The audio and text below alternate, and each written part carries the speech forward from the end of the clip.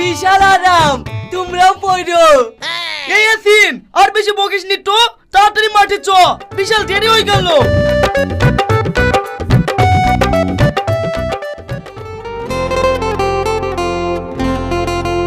মা মা, তুমি যে মাসকে খুঁজছিলা সেই মাসে আসছে, তুমি তাড়াতাড়ি বাবুকে নিয়ে আসো, নাচাতে হবে। ঠিক আছে, আসি।